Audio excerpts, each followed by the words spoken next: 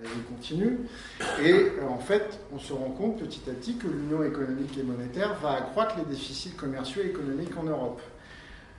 De fait, les pays économiquement les plus fragiles ont été incités avec l'euro à faire des investissements plus importants et à baisser les efforts qu'ils auraient sans doute fait pour maintenir, sinon pour maintenir leur balance commerciale.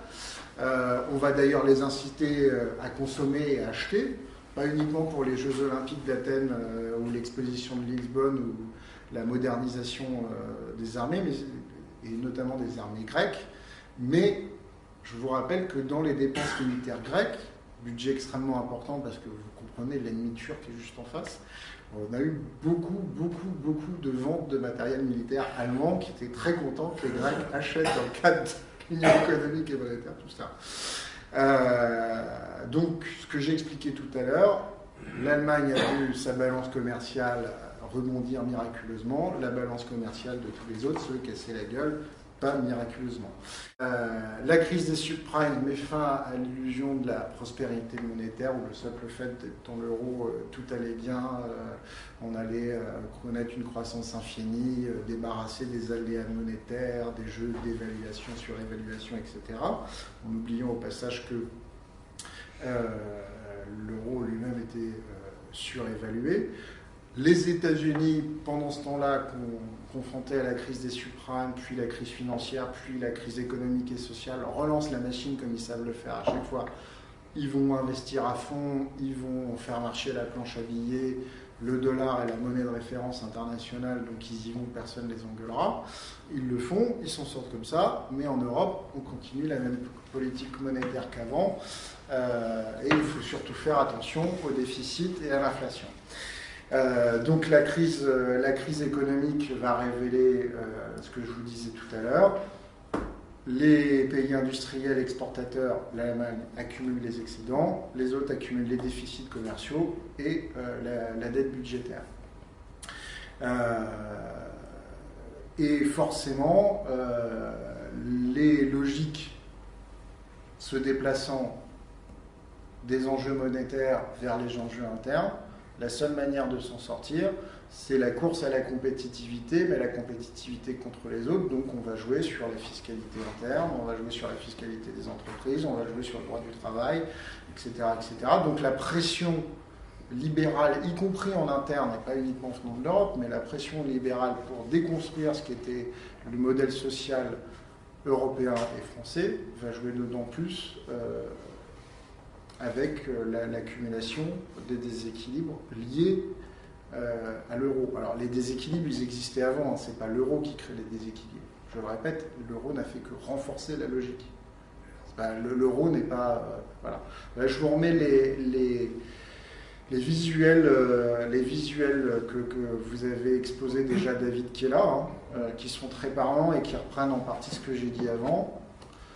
Voilà, le centre industriel, le cœur industriel de l'Europe, les flux de marchandises, les flux financiers et le taux de chômage de l'Union européenne. En vert clair, en jaune, c'est là où tout se passe bien, et en bleu foncé, c'est là où il y a des chômeurs.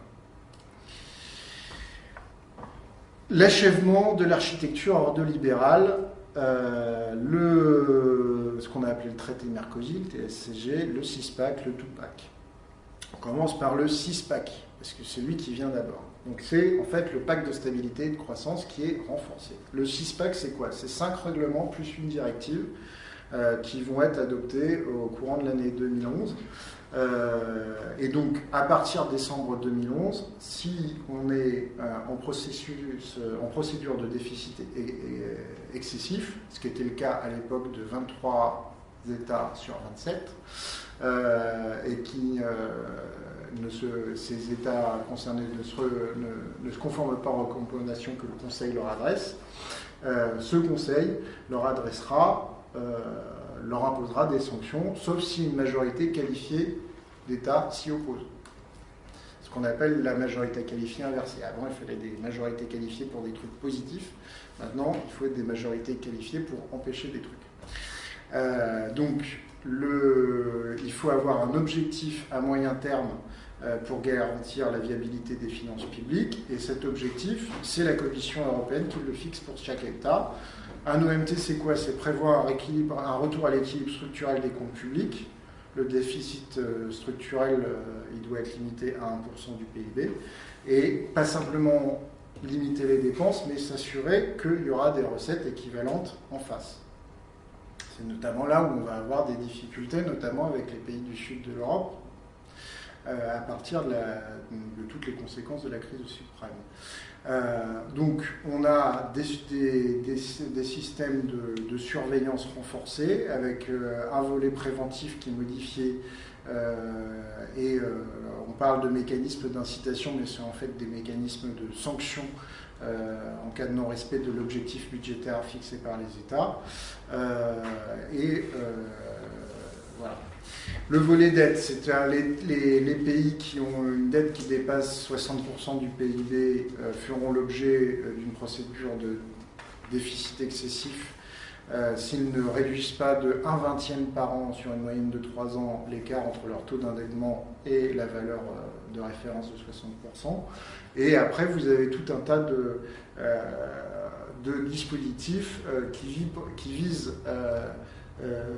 à corriger les déséquilibres macroéconomiques, considérant que les problèmes ne sont pas uniquement des problèmes de gestion financière et budgétaire, mais par exemple, toujours l'idée sociale-libérale, si le Portugal, l'Espagne, la Grèce ou l'Irlande ont des problèmes, c'est parce que soit ils ont fait des mauvais investissements financiers, notamment en Espagne et immobilier, soit c'est parce qu'ils ne sont pas assez compétitifs économiquement. Le pacte de stabilité et le pacte budgétaire européen, donc c'est là le fameux traité Merkozy qui vise à tirer les conséquences de la crise des subprimes. C'est donc de ce qui a été mis à jour comme l'insuffisante discipline des États européens dans le cadre de l'union monétaire. Donc le Royaume-Uni et la République tchèque refusent de rentrer dans le TSCG, donc on va limiter ça finalement au cadre de la zone euro. Et on va les exonérer de rentrer dans le traité Merkozy. Et en fait, le TSCG ne change pas forcément énormément de choses, parce que essentiellement, ces principales mesures sont déjà inscrites dans le droit européen. La réduction du 1/20 par an de la dette supérieure à 60% du PIB, c'est déjà dans le 6-pack dont je vous ai parlé juste avant. La règle d'or, le déficit structurel plafonné à 0,5% du PIB, était déjà limité à 1% du PIB dans les traités européens précédents. Donc, ce n'est pas une nouveauté, c'est juste une aggravation du phénomène. Là, il est précisé que les sanctions peuvent être à hauteur de 0,1% du PIB et que seule une majorité qualifiée inversée pourra bloquer une décision de sanction à l'égard d'un État contrevenant. Sauf que dans le traité Merkozy, il introduit le fait qu'un État membre qui ne serait pas d'accord avec la majorité qualifiée inversée, de blocage des sanctions, pourrait faire appel à la Cour de justice de l'Union européenne pour que la Cour de justice casse la majorité qualifiée inversée et applique quand même les sanctions à l'État. Ça pose problème au-delà même de la logique sanction dont je vous parle tout à l'heure, qui pose question dans une communauté d'États qui devrait être solidaire, parce que pareil, comme tout à l'heure, je le répète, je l'avais dit, la CJUE n'est une instance qui ne dépend de personne, qui n'a de compte à rendre politique à personne. Voilà, donc politiquement, ce qui nous pose problème par ailleurs, c'est que François Hollande s'était engagé à renégocier le TSCG, à la fois pour son caractère punitif, l'aggravation de son caractère punitif, le fait de passer définitivement le caractère punitif dans les traités et l'instauration de cette règle d'or. Il n'a même pas essayé de le faire. Dans le bouquin de Fressoz, il l'avoue lui-même, il dit franchement, qu'est-ce que vous vouliez que j'aille faire en juin 2012 au sommet européen? J'ai même pas essayé, ça servait à rien, j'aurais pas gagné, donc j'ai négocié un peu de temps pour pouvoir... Voilà. Et donc le TSCG sera ratifié par le Parlement à l'automne 2012, avec donc une petite vingtaine à l'époque de députés socialistes qui voteront contre, en conformité avec la campagne que nous avions menée. Au six-pack s'ajoute enfin le two-pack. Le two-pack, c'est 2 règlements qui vont être discutés à la fois par le Conseil des ministres, la Commission, puis par le Parlement européen. Ce paquet législatif complète le semestre européen. Alors le semestre européen, c'est la période de 6 mois où il y a un dialogue, avec beaucoup de guillemets, entre la Commission européenne et l'État membre pour la préparation de son budget. Et ce qu'on entend régulièrement on est allé présenter notre feuille de route à Bruxelles, la Commission renvoie des recommandations, vous ne faites pas assez d'efforts, vous ne faites pas assez de réformes structurelles, vous n'êtes pas assez contraignant sur les retraites, vraiment votre droit du travail, le marché du travail, il est compliqué, faudrait le simplifier, etc. Voilà, donc c'est pas que des recommandations budgétaires à la fin que finit par faire la Commission. Donc le two-pack n'est pas encore totalement en application puisque, sauf à preuve du contraire, on n'est pas obligé d'adopter le budget encore avant le 15 octobre, sinon on ne serait pas en plein débat budgétaire.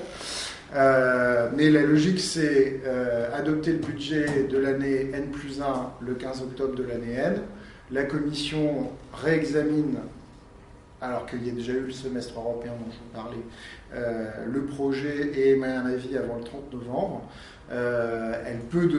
La Commission peut demander des modifications à ce projet et le two-pack oblige par ailleurs les États à se fonder sur des prévisions de croissance indépendantes et à soumettre son budget à un organisme indépendant de contrôle budgétaire. En France, c'est ce qui a été changé dans la Constitution, c'est le fameux Haut Conseil des finances publiques.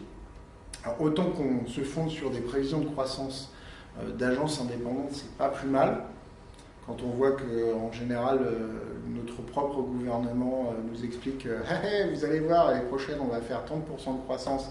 En général, derrière, il y a l'INSEE, l'OFCE, on est à 0,3, 0,5 points de moins que ce que raconte le gouvernement. Donc forcément, on sera plus en déséquilibre que ce qui est annoncé. Ça ne me dérange pas qu'une autorité indépendante faisant des projections économiques nous dise quel doit être notre objectif raisonnable de croissance sur lequel on peut baser le budget. Ce qui est plus gênant, c'est qu'une fois encore, on crée un organisme indépendant sur lequel on devra se conformer pour bâtir son budget. En général, indépendant, ça veut, en tout cas dans la période actuelle, surtout en Europe, ça veut dire libéral. Et donc, bien entendu, en cas de procédure de dépassement et de déficit excessif, la Commission doit être informée régulièrement des mesures prises par l'État et elle peut envoyer à tout moment des recommandations à l'État concerné. C'est ce qui évidemment va se passer en Grèce, on va en parler plus tard, c'est ce qui s'est passé bien entendu dans chaque pays de l'Union européenne qui a été concerné, y compris Chypre n'a été qu'une répétition à petite échelle. Chypre, c'est 500 000 habitants maximum. Donc à l'époque, on s'en était pas trop préoccupé. Quand ça touche un État comme la Grèce avec 10 millions d'habitants, ça a fait un peu plus de résonance. La crise grecque est la démonstration qu'on est rentré dans une séquence post-démocratique. Donc, le 6 octobre 2009, Papandréou, patron du PASOK, reçoit la majorité à la Voulie, et il dit la vérité sur ce qu'étaient les comptes publics grecs, c'est-à-dire que non, ils n'ont pas un déficit de 6% du PIB, ce qui était déjà un dépassement à l'époque, mais on tenait compte de la crise économique et financière. Non, le déficit du PIB est de 12,7%. Donc les gouvernements précédents, et vraisemblablement de différentes couleurs politiques, ont truqué les comptes depuis des années. La note financière de la Grèce s'effondre, plus aucun créancier ne veut lui prêter de l'argent. Plusieurs mois plus tard, la Grèce a déjà pris un plan de rigueur, mais elle ne s'en sort pas. Vous coupez dans les recettes, vous coupez dans les recettes, vous coupez dans les recettes, c'est sûr que les déficits à la fin, comme il y a Enfin, vous coupez dans les dépenses, donc vous coupez dans les recettes, donc à la fin le déficit ne s'améliore pas. La dette publique atteint 150% du PIB et donc Papandréou demande une aide internationale en urgence auprès du FMI et de l'Union européenne. On arrive à un accord dans les 2 semaines pour un prêt de 110 milliards d'euros sur 3 ans, donc 80 milliards à l'Union européenne. C'est pour ça que dans les débats qu'on va avoir ensuite sur ce qui va se passer au sein de l'Eurogroupe, l'Union européenne étant le principal créancier, c'est eux qui ont le rapport de force sur la table en disant vous nous devez de l'argent, c'est à nous que... Le gouvernement s'engage par ailleurs à de nouvelles réformes, gel des salaires de la fonction publique, des cotisations de retraite allongées, des hausses d'impôts et une TVA qui passe à 23%. 27 octobre 2011, donc plus d'un an après, deuxième plan de sauvetage de l'eurozone, avec un prêt supplémentaire, un effacement de la dette des banques privées, contre des nouvelles mesures d'assainissement financier. Alors ce qui est marrant, c'est qu'à chaque fois, rappelez-vous ce qui s'est passé au moment de la crise bancaire et financière, on sauve en priorité les banques. Alors c'est pas inutile parce que c'est les banques qui font tourner le système monétaire et économique, mais on a quand même plus de facilité à sauver les institutions bancaires que les États eux-mêmes finalement. Et Papandréou dit que l'accord est quand même très contraignant, on va faire un référendum. Oula, Sarkozy et Merkel disent mais t'es fou mon pote, ça va pas se passer comme ça, donc il recule et il démissionne moins d'un mois après. C'est son ancien ministre des Finances, le camarade Venizelos, qui devient Premier ministre, qui fait voter les nouvelles mesures et qui prend encore des mesures extrêmement rigoristes qui créent des manifestations extrêmement violentes. À Athènes mais aussi ailleurs, avec un salaire minimum à moins de 600 €, une réduction de 12% des retraites du secteur public. Un mois après, on a l'accord du FMI et de l'Union européenne qui avait été annoncé à l'automne précédent. La dette est passée quand même à 160% du PIB. On dit qu'on arrivera à 120% en 2020. La dette des banques privées est effacée et le défaut de paiement de la Grèce est évité. Forcément, les socialistes grecs perdent les élections, ils perdent le pouvoir devant la droite. Ils font coalition avec Nouvelle Démocratie, qui sont les conservateurs grecs, qui prennent un nouveau budget d'austérité. La dette publique est là montée à 170% du PIB, comme quoi les cures d'austérité, ça marche à fond, et puis on a vu les dégâts sociaux que ça a créé. On demande un délai de 2 ans supplémentaires pour atteindre l'équilibre budgétaire.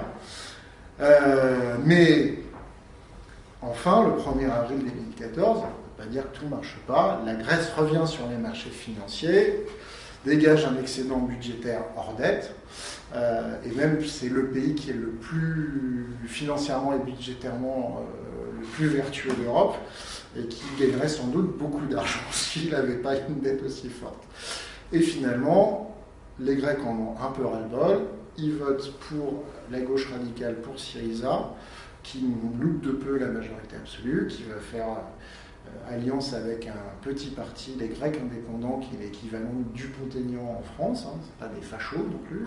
Par contre, Samaras, lui, avait été dans sa coalition avec des vrais fachos. Rappelez-vous, à l'époque, ça avait posé de problème à personne.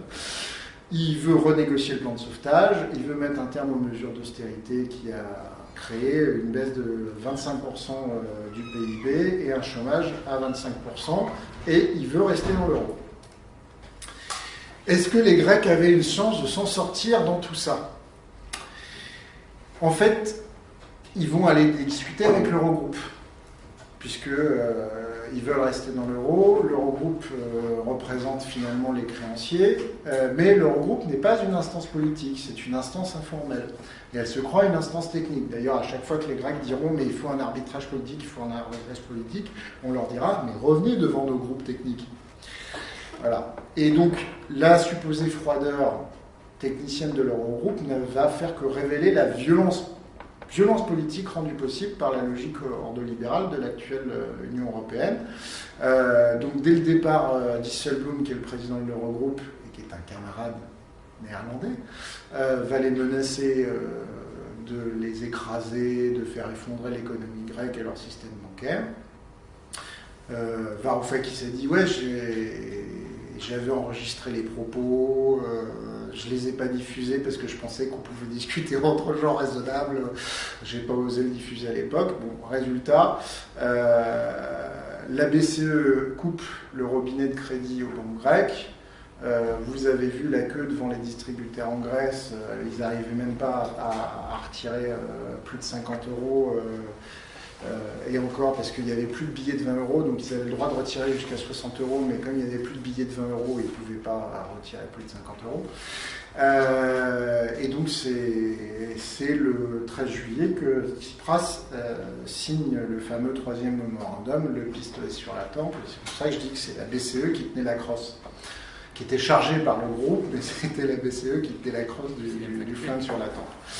En fait, ce qui s'est passé, c'est que les Grecs n'ont jamais eu recours au chantage de la sortie organisée de l'Union européenne, de la zone euro. Donc à partir de ce moment où les Grecs n'ont jamais dit attention, attention, on peut sortir de la zone euro et de vous créer un bordel politique intense, les autres ils s'en sont donnés à cœur joie, ils ont dit vous allez accéder à ce qu'on exige de vous, et point barre. Et puis il y a quelque chose mais qui est partagé vraisemblablement par toutes les gauches en Europe, à quelques exceptions près, c'est que l'idée même qu'on puisse aboutir à une déconstruction d'une partie d'un des dispositifs communautaires européens mettrait en cause une construction internationale et nourrirait l'extrême droite. Or, le problème, c'est que c'est la déconnexion entre l'idéal européen et le fonctionnement des institutions qui est en train de tuer l'idéal européen et qui nourrit la droite radicale, les populismes, etc. Donc 6 mois après la victoire de Syriza, quelques erreurs politiques, sans doute le fait de ne pas avoir mis sur la place publique ce qui se passait dans l'eurozone, dans l'Eurogroupe, etc.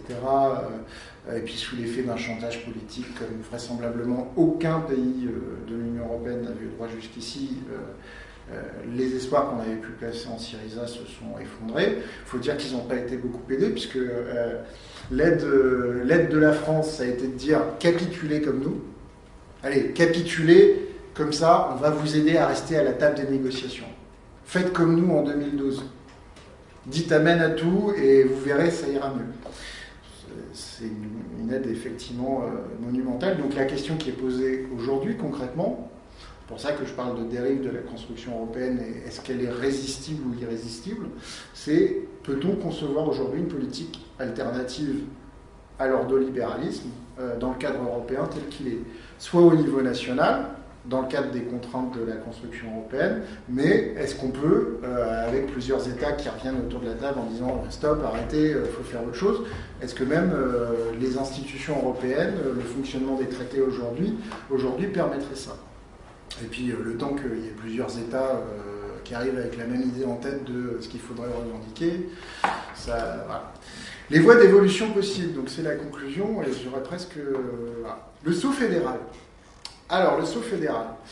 Donc, l'Union européenne est donc, comme je le disais en introduction, une construction bizarre, pour être poli, originale. On a des institutions fédérales, mais on a des institutions qui restent essentiellement intergouvernementales.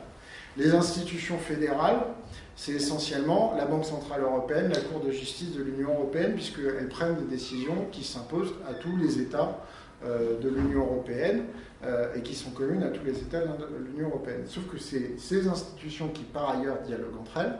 Je disais tout à l'heure que c'est la CJCE qui a interrogé sur les mesures prises par Draghi pour être avec une politique monétaire plus laxiste, ce qu'on revendiquait nous depuis longtemps.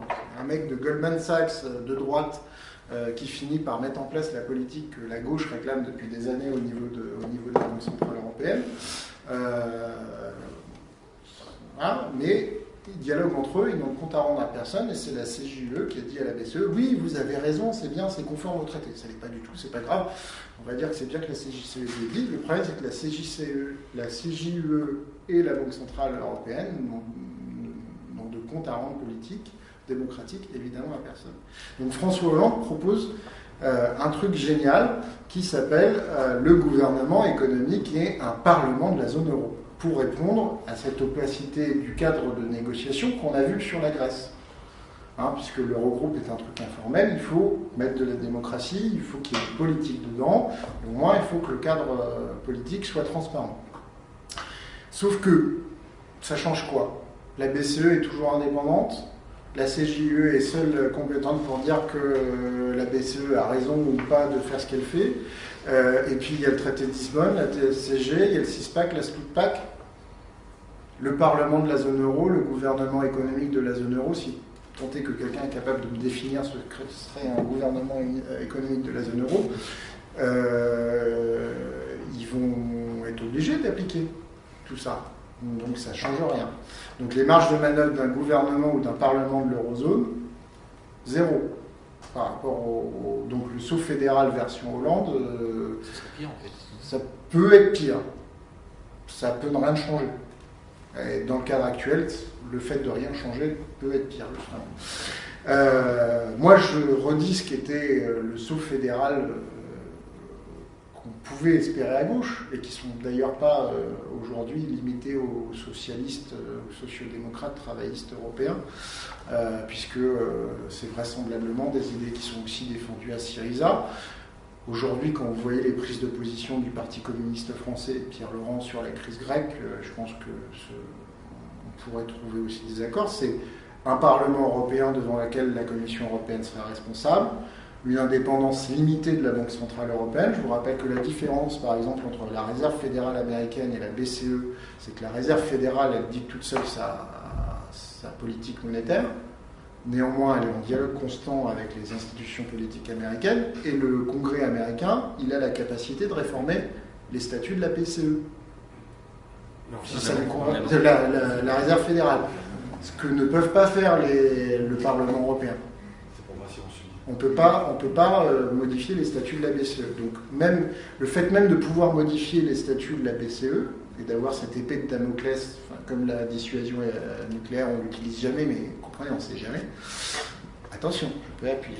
Ça peut fluidifier le dialogue politique. Bien entendu, la fin des logiques du pacte de stabilité, qui a été aggravée depuis des années, et un dialogue politique entre Commission, Parlement européen et gouvernements nationaux sur la politique économique. Alors, pour obtenir l'ensemble de ces réformes que je viens de dire, le chemin est relativement hasardeux, parce que, bien entendu, il faudrait d'abord, que la gauche européenne s'accorde entre elles sur ce qu'elle leur a proposé, ce qui est loin d'être gagné. Et ensuite, il faudrait trouver des alliés au-delà de la gauche européenne, dans les gouvernements, etc. Donc, on en est loin, mais entre nous soit dit, en l'état, sauf à faire le reste et à faire des trucs qui seraient vachement pires, je ne sais pas ce qu'on peut proposer d'autre. Alors, de la monnaie unique à la monnaie commune. Alors, il y a plein de gens qui disent qu'on peut passer à la monnaie commune et qu'on a eu tort de faire la monnaie unique et qu'on aurait pu faire la monnaie commune. Des gens très à droite, des gens très à gauche. Et puis il y a aussi des gens de gauche, des économistes comme Frédéric Lordon, que j'ai choisi de mettre en exergue. Donc, une seule monnaie sur le marché d'échange, l'euro, mais qui serait échangée avec les autres devises internationales. Et dans cette nouvelle zone euro, il y aurait des monnaies nationales reliées à l'euro par un taux de change fixe mais ajustable sur la base d'accords politiques. Et enfin, des taux de change et des taux d'intérêt adaptés aux besoins des économies de chacun des États membres. Alors ça pourrait apparaître qu'une simple réforme technique, en fait c'est plus compliqué que ça, c'est un aménagement général des règles européennes avec une gestion de l'économie radicalement différente d'aujourd'hui. D'ailleurs Frédéric Lordon le disait, il s'agit d'un bouleversement des structures. La sortie de l'euro dont on vient d'esquisser la trajectoire prend nécessairement ce caractère parce qu'elle flanque délibérément par terre la finance et que la finance est au cœur du capital. Donc ce que dit Frédéric Lordon, si on va au bout de la logique à lui, c'est que c'est aussi une stratégie de rupture avec le capitalisme. En tout cas, le capitalisme financier transnational tel qu'il est aujourd'hui, lui c'est ce qu'il souhaite, c'est un débat intéressant. La question de la monnaie commune plutôt que de la monnaie unique peut aussi être un débat intéressant. On n'est pas obligé non plus d'aller jusqu'à la rupture avec le capitalisme. Bien entendu, derrière, ça pose quand même la question de la nationalisation du système bancaire, etc., mais des choses qu'on a fait dans le temps. Hein, quand même. Le retour des États-nations. Alors, il y a des choses dans le retour des États-nations qui sont faisables et d'autres qui me paraissent dangereuses à long terme. Le retour des États-nations, c'est simplement se dire qu'avec des institutions européennes qui sont devenues post-démocratiques, il faut se servir de la logique intergouvernementale qu'on dénonçait autrefois pour dire stop. Donc il y a la fameuse politique de la chaise vide à la De Gaulle, en disant écoutez, tant que vous me faites chier, ciao, et puis débrouillez-vous pour faire fonctionner les institutions sans moi. Sauf que depuis De Gaulle, on a quand même beaucoup plus intégré les choses et qu'il y a plus de majorité, de décisions à la majorité, etc. Il y a aussi l'idée qu'à un moment, dans un rapport de force politique à construire, les rapports de force financiers et budgétaires, ça existe, que la France verse plus à l'Union que ce qu'elle reçoit, et qu'à un moment, on peut dire, écoutez, oui, je sais, on a peut-être des trucs à régler chez nous, mais en attendant, on refuse de payer. Ça peut être aussi, voilà, mais il faut avoir un projet à mettre derrière le bras de fer intergouvernemental. Donc après, ça veut dire aussi se trouver des alliés, rentrer dans un... C'est pas uniquement je fais ça parce que vous m'embêtez, alors je fais mon caca nerveux de mon côté. Hein. Le retour des États-nations, c'est la stratégie de Cameron. Dire votre Union européenne qui pourrait être un jour fédérale ou solidaire, ça m'emmerde vachement si c'est pas uniquement le grand marché économique, moi je me barre. Et donc je vais faire un référendum sur la sortie de la Grande-Bretagne. Je veux pas qu'on sorte, hein, mais vous dégagez toutes les règles qui font que c'est pas autre chose qu'un marché unique. Voilà. Aujourd'hui, à mon avis, il va avoir un gros problème, c'est que je ne pense pas que cette stratégie lui permette de s'en sortir par rapport à la pression du UKIP, le parti de l'indépendance du Royaume-Uni, qui n'a pas réussi à lui tailler des croupières aux élections générales que Cameron a largement gagné grâce à l'effondrement des travaillistes et grâce à l'effondrement des libéraux-démocrates. Mais dans un débat référendaire où le populisme peut marcher à fond, je pense que Cameron va avoir du mal. Corbyn a pris une position intéressante pour dire je ne vais pas faire campagne pour Cameron, mais sa stratégie est une stratégie cynique qui risque de tuer l'Union européenne, qui pour les Britanniques a apporté plus socialement que les lois internes. Donc pour les Britanniques, quand t'es de gauche, effectivement, l'Union européenne jusqu'ici, ça a plutôt été positif, ce qui leur a apporté plus de protection. Nous, ça nous a apporté plus de contraintes budgétaires et financières. Mais pour les Britanniques, ça ne peut être qu'un positif. Donc, je vous mettrai en document le discours de Corbyn là-dessus. Et après, le retour des États-nations, ça peut être aussi la dislocation de l'Union européenne. C'est ce qu'espèrent tous les nationalistes, tous les xénophobes, le Front National en tête, dans l'Union. Je ne donne pas cher de la peau de nos États respectifs au-delà, mais je ne sais pas non plus si nous serons capables d'affronter la prochaine crise, parce que forcément il y en aura une, nos institutions sont bancales, tout ce qui a été mis en place pour affronter les crises financières, le mécanisme européen de stabilité, le fonds européen de stabilité, etc., ne serait vraisemblablement pas suffisant pour affronter une éventuelle explosion d'une nouvelle bulle financière, etc. Donc, et puis, tout ce que je disais précédemment est toujours en germe, c'est-à-dire que les divergences des économies européennes s'aggravent, et que si effectivement on ne trouve pas une solution à moyen terme pour sortir de la situation actuelle, on n'aura pas que des États et des peuples aussi raisonnables que les Grecs, parce qu'il y a des gens qui ont dit que c'était des irresponsables, ils ont élu Syriza. Syriza paraît plutôt responsable quand même. Je rappelle qu'avec toutes les emmerdes que la Grèce connaît depuis 5 ans, 6 ans, les néo-nazis ne font pas plus de 7%. J'ai connu plus irresponsables et plus populistes comme peuple. Je pense qu'en France, on serait confronté à la situation de la Grèce. Marine Le Pen ne serait pas à 25 ou 30%. Voilà.